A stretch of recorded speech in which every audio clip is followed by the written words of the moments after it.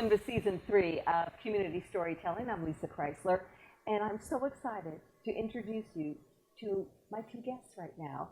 Although what am I saying? I've got to send out my love to Linda Lester for sponsoring this fabulous program, Linda Lester and Lester Square, and of course this gorgeous artwork from Jaco Art House here in Los Gatos. So now we get to my special people here. And I always tell you the truth. I know this couple. I adore this couple. Shelly and Dan Barsanti. Hi, you guys. Hi, Lisa. We're doing great, thank you. I'm like a little nervous sitting here with you because I love you two so much, and I love everything about you. So we're going to start from the top. Oh, you're sweet. So let's see. We're going to talk about Shelly. We're starting with the best part first, right? That's the Barsanti way. That's right. So, Shelly, you are American Cancer Society, and I know you're going to say, no, I'm not, and you're really not, but you are one of their biggest volunteers. And before we get into what you do with American Cancer Society, how did you get so involved? I think I know, but I want you to share. Well, thanks, Lisa. Yeah, it was kind of by accident. It started at St. Francis High School, and I was volunteering there, chairing their major fundraiser called Christmas at Our House. You may have attended. So I did that for co-chaired and then chaired. And then my co-chair was the president of the Santa Clara County Unit Board of Directors. And our kids were the same age. And she said, you know, you're going to be an empty nester pretty soon. You really need to share your talents with the community. So why don't you come and volunteer with me at American Cancer Society? So I said, okay, I'd love to do that. And she was involved at the time with the Courageous Kids program. Yes. We just celebrated our 30th year. Yes, Gay Crawford's program. Yes, Gay Crawford is the founder of that. A great American Cancer Society volunteer, winner of our St. George Award, the highest award a volunteer can get with the society. So we just celebrated our 30th year, and she brought me into that program in 1994. Yes, a fabulous Mother's Day event at Great America Amusement Park. It is. Our corporate partners are California's Great America. They've been doing it for 30 years for us, and we provide a day away from cancer for between 400 and 500 kids with cancer and their families. And they provide us with lunch and free access to the park. And then our corporate sponsors provide things, the goodie bags. We have corsages for the moms. We have face painting. We have professional photographers come out and do family portraits. So it really is a day for the whole family to celebrate being away from cancer. They get to see their docs and their nurses out of the hospital setting, and they get to network with one another. A day full of smiles. A day full of smiles. Yeah. So that's how I came in. So I did not realize you came in before you yourself became a cancer patient. That's true. 18 months later, I was doing a self-breast exam and found a lump in my breast, and I had just had a mammogram the May prior, so I felt like I was safe, but because of the education that I had with American Cancer Society that they do with all their volunteers, and we try to do for all of our communities, I knew to pursue it. So I went back and said, you know, this is not right. It's something different. I need to figure out what this is. So, you know, after a series of visits, she felt like it was innocuous, and I didn't feel comfortable, so I asked for a referral to a surgeon, and did find a lump in the breast and had a fine needle aspiration, and then had a lumpectomy and subsequently a mastectomy. So I had 2 cancerous masses in the same breast, and it had spread to my lymph nodes. So. And it was your doing. And I always tell people, I say, you've got to go with your instincts, because many times you'll be shouted down, no, you're fine, come back next year, we'll look again, if it's still there. You knew. You really need to advocate for yourself. You know your own body better than anyone else. And that's primarily the reason that I stayed. I had resources, I had an education, I had access to care, I had a family support system, I could get myself to treatments. I had all those things, and there are people out in our community that don't have that. So I lobby for them, and I advocate for them so that they can get free screenings and get to their treatments. We offer free rides, we offer free wigs, we offer free hotel rooms for those who are doing radiation therapy that are far away from homes. So if you're in Gilroy and you have to go every day for 6 or 8 weeks for radiation therapy, it becomes a hardship on some families.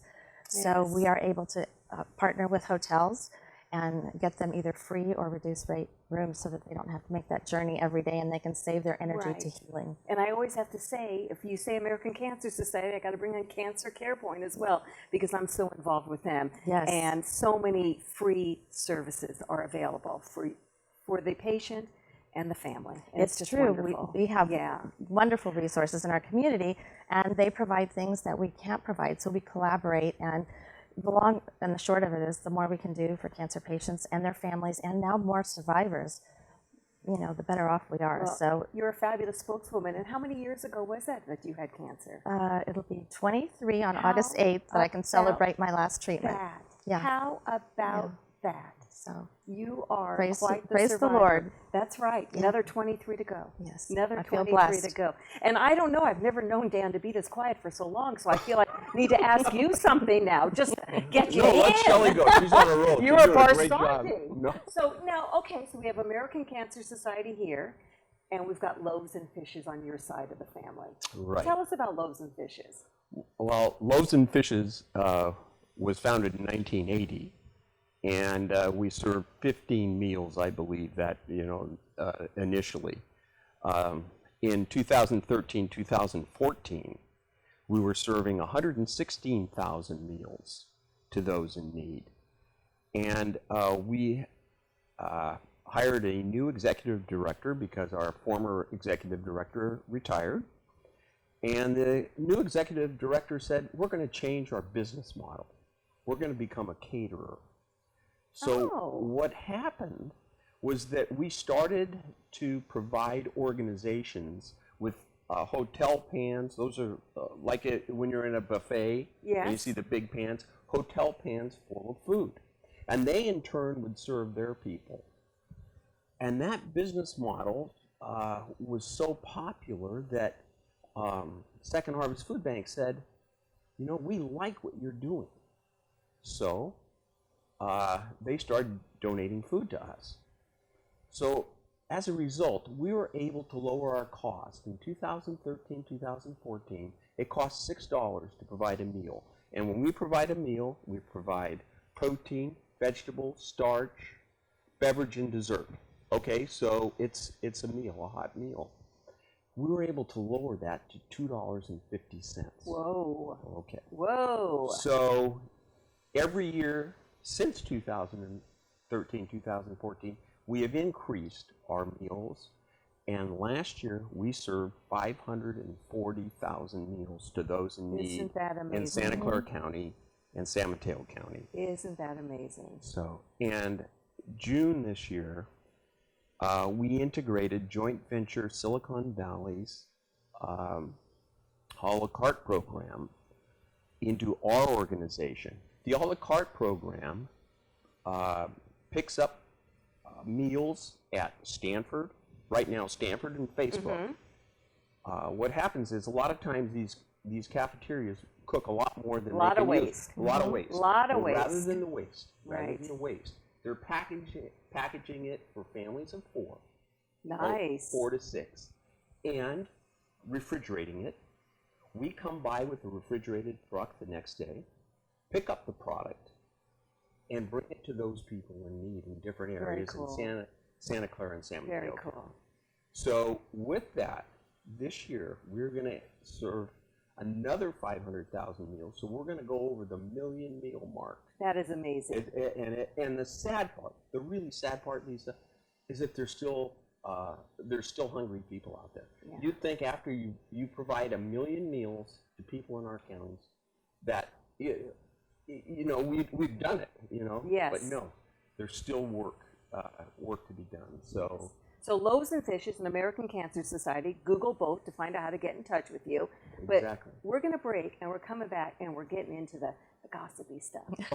the Barsanti name and your connection to Los Gatos. We're going to do some exploring. Okay. And why I want you to adopt me. We're going to get to that. Yeah, we're breaking, and we're going to bring you over.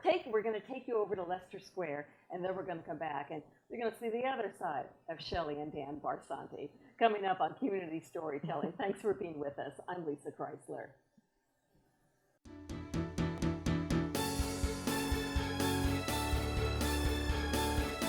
Hi, it's Lissa Kreisler. I'm at Leicester Square right here at the corner of Blossom Hill Road and Los Gatos Boulevard. A lot of fun things to do. Ken, Lisa, I didn't so even nice to see you. finish my sentence. I'm so surprised to see you. What are you doing Well, here? we live close by and we're taking Rocky to the vet today. So do you have time for a cup of coffee at Phil's with me afterwards? Sure. Is it your treat or mine? It's definitely your treat. And Rocky's coming too. Good with me. I am so glad to run into you at Leicester Square. It's one of my favorite places. It's one of my favorite places too, and we've been to Varenza and Super Duper and Phil's, and we love going here. And so, you know, where I live, I have no flowers, so I come here to Leicester Square to enjoy all the flowers. They're gorgeous.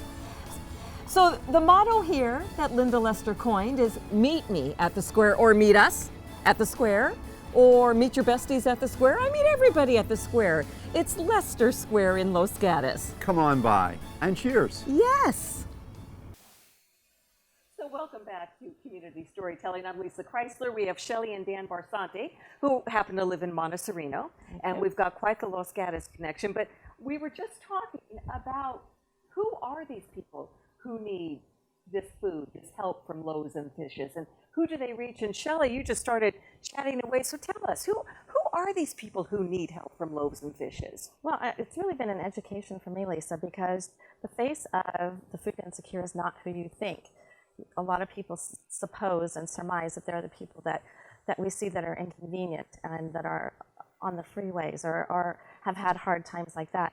The face of food insecurity now are college students living in their car to save money for their tuition, and food is the last thing on their minds, or people my age whose retirement funds didn't go as far as they had hoped that they would go. So food is the last thing, so that we can provide that in a community where we look at the wealth. There are some great pockets of wealth here, but there are our neighbors who are in trouble that we really need to help. So true. And to whom much is given, much is expected, so we need to help. So Dan, is a good way, like if somebody comes up and says, you know, I have this woman and I don't even think she's eating.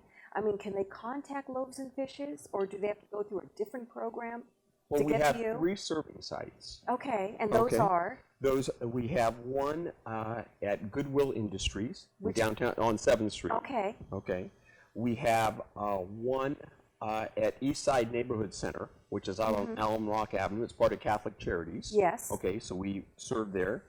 And Seventh-day Adventist Church downtown all right. San Jose. All right. So we have 3 service sites. And then that- I'm sure if people want more information, they just go to loavesandfishes.org. Yeah. And Especially you if can they want to donate. Yes, That's the and place. donate financially. Yes. I already read the spiel. You say, we'll get the food. We have the sources, the Right. resources. We need the money to We do need it. the Yes. support. And keep in mind, now with this new business model we have, for every $2 that's donated, that's a meal. So if someone donates $100, it's Yes. 50 meals, right? So, you know, that reminds me of a story. So not everybody knows Barsanti's Race Street Fish and Poultry. And your dad, Gino, who, you know, I just loved to pieces, not like you did, you got to grow up with them. But you were such a giving family. You still are. I hate to say it in past tense, but Race Street, of course, is no longer. But your dad gave all the time. I love the story, and I want you to tell it to us again. When when we had the funeral service for Gino, and you were up there, I think it was you who gave the eulogy, and you were, and Father Pabst was up there, Peter Pabst, and tell the story of him coming in to pick up some food at Street Fish and Poultry, because it was such a good one. There are so many different examples. I don't recall that specific Well, story. he went to pay. He went to pay and he didn't pay. Yes. No, that's right. That was very common. You know, Father Locatelli at Santa Clara. You know, when he was president of Santa Clara, every year would have a Cioppino party for his family. And Shelly and I are both alumni of Santa Clara. So Father Locatelli one time wanted to have Cioppino fish for his Cioppino Christmas Eve Cioppino dinner, and I talked to my family, and I want to correct the record too, because it's just not the Barsantis; it's Barsanti Riparbellis. Yes, it's the Okay? big family. I just couldn't That's do right, all the that's right, but I just want to pronunciation. make sure, because when we were giving Father Locatelli the food, or Peter Pabst the food, or whatever, the Riparbelli family also, that was So many donating. Italians, That's hard to right. keep track. And they always, you know, they always agreed. Anything that we wanted to do, or they wanted to donate, anybody they wanted to donate to, we would be happy to do that. It's, you know. So many people knew Gino, but didn't realize they knew Gino, maybe. I don't know. He was bigger than life. Well, everybody he met seemed to love him. He just had that type of personality where people loved him. And I know all my girlfriends when I was in high school. Wait a second.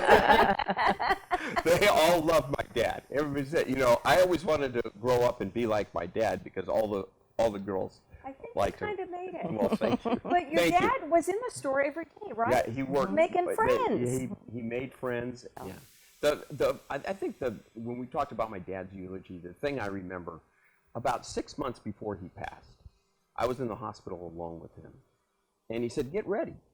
And I said, "Get ready for what?" And he says, "I'm going." And I said, "Don't be in any hurry." Yeah, going And where? they're going. And he says, Down to "Well, the when gift he shop?" calls," and he pointed like this, and he says, "When he calls, I gotta go. And I'm gonna tell Peter that my funeral mass, I don't want a lot of. I just want it to be short and to the point. I just don't want, you know, because my dad was that way, right?" And he said, "You know, remember, I've had a great life. I married Mom. We've been married 64 years. Okay, 4 children." 10 grandchildren, 11 great-grandchildren, wonderful business partner, okay, many friends. So he said, "I lived a blessed life." And so when God calls, it's okay. It's, you know, it's okay. And I just remember when he passed, him saying that, and it just gave me a sense of calm. You know, because he was prepared. And the other thing he told me that day, he said, "Hey, and don't think God's picking on me, because he points at me and says it's going to happen to you." So what was it like growing up with Ray Street Fish and Poultry? Because I'm sure you worked, did all the brothers work there? Yes. So that Okay. there's Mike, you, and Steve, the baby. And Steve, the baby. Joyce, she didn't have to work there, did she? I'm trying She's to the girl after think, all. but no, but All she, the I think family she members worked. worked there during the holidays. Even the Yeah? wives worked during the holidays. Went home smelling like fish? Yeah. We Yeah. needed more Okay. people at the holidays than any other time of the year, so you just had to roll up your sleeves and pitch in. So, I mean, That's right. quite a place, Ray Street. We all grew up with it in this valley. Yeah, so we're really fortunate. People all ask me all the time, what was it like being part owner of an icon? And it was our business. You didn't We think of never it like thought that. of it as being an icon. You know, it's really something. In 1947, my uncle Ugo, Uncle Ugo, yeah. Uncle Ugo Stefani, moved to Santa Clara County, called my dad, said, "Gino, you got to come here. I want to buy a grocery store." Well, McLeod. from McLeod. They came from McLeod, California. Okay. So my dad came down. They looked for a grocery store, couldn't find it. So they found a fish market. And they said, "Okay, we're going to buy a fish market." My dad didn't know a rock cod from a halibut. You know, he didn't know anything. But my dad was an entrepreneur. Yes, That was the thing. yes. McLeod was a lumber town. It was a company town. And he wanted to get out of there because he knew if he stayed there, he was just going to be a worker in a company town. Okay, so picture Siugo now, this Italian patriarch with a 5th grade education, maybe 6th. Yeah. Okay, partnering with my dad. 2 years later, setting up Emo and Louis Biagini in Sunnyway Market. Okay, a supermarket That was a big now. sign. Now, okay, Sign. now he sets them up. He helps them Yeah. get started. Within a short period of time later, he calls my Uncle Perry, who is my dad's brother-in-law, and says, "I want you to come and join us." So my Uncle Perry joins the Ray Street family business and becomes a partner. My Uncle Ugo, shortly thereafter, says, "Okay, Gino and Perry, buy me out because you guys are going to be partners." And that's kind of how the Barsanti and Reaper Bellies Unbelievable. worked together all these years. And when people ask me all the time, you know, what made your family successful? And I said, you know, it was our dad's spirit. They were as different as night and day. My dad and uncle were just totally opposite in personalities. But they respected each other a lot. And if you have a family business and you respect each other, then the business is going to succeed. And that it did. And that's why maybe financially we could have been more, we could have been wealthier had we, had one person who was just dominant. Yeah. But that wasn't important to our family. Our family has had a Christmas tradition of being together with the Reap Our Bellies. Yes, there's Now, like 50 people. 50 people at for your mom's Christmas house. at my mom and dad's house. Yeah. Yeah, 50 people. And you got to remember, you're working during Christmas. That Christmas week is a bear. I mean, you're exhausted when you're in the food business or any type of retail business. You're exhausted. Yeah. You know? Yeah. And everybody want to get together after seeing each other for 12 hours a Yes, day. yes. You know, and we just shared stories, and it's just wonderful. And it was our dads, just Gino and Perry were just amazing mentors for Jim and I. And then we staggered in the family business too. Jim is 3 years older than I am. Okay, then I came in. Then his brother David is 9 years younger than I am. Mike is 13 years younger than I am, and Steve is 15 years. So the business could grow and absorb the family members. Yes, that's amazing. So. And your mom grew up in Los Gatos, right? Yes, my mom. What was her maiden name? Tacito. Now, Tacito. Okay, so is that a known name in Los Gatos? I'm not sure. If you go to the park across from the post office, you will see a monument or a monument in the ground dedicated to her dad for being the town gardener from 1930, I believe, to 1956. Isn't that amazing? Yeah. And your daughter owns a store in Los Gatos. Yes, Bella Rosa. Bella Rosa. Bella Rosa. Yes, and doing quite well. Yes. Yes. She and her husband and their dog live in an apartment downtown, so they're downtown all the time. That's wonderful. That's wonderful. How many years have you been married? It'll be 48 next month. And what were you going to say?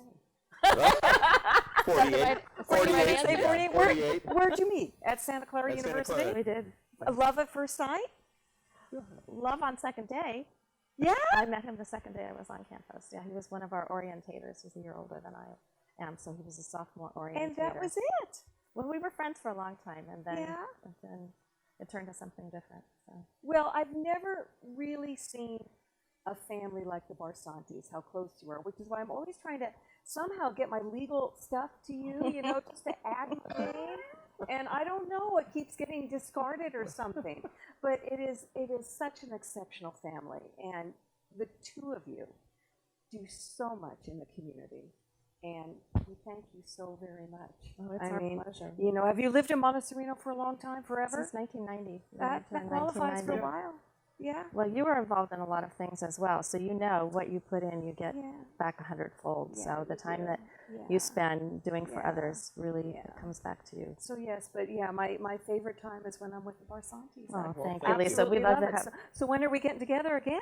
I think we have a birthday on the horizon. We have a birthday coming up. Yeah, and I think we just had a birthday that we got celebrated. But Steve kind of bucked the trend because he's a realtor. He got away from the family business. No, oh, was he? Yeah, he was. Oh, I didn't know that. For a while, and then he decided that he wanted to be in real estate. His own place. And that was great.